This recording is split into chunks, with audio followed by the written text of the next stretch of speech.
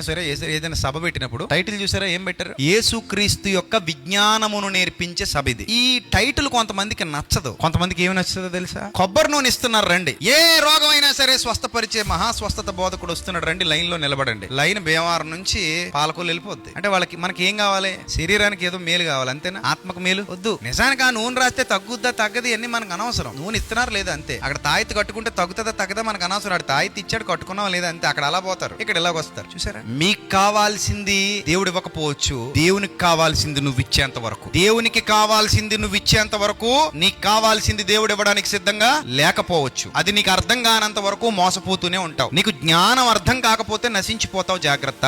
అందుకే ఎంత స్పష్టంగా రాశాడంటే, పైనున్న వాటి మీదనే గాని భూ సంబంధమైన వాటి మీద మనసు పెట్టొద్దు.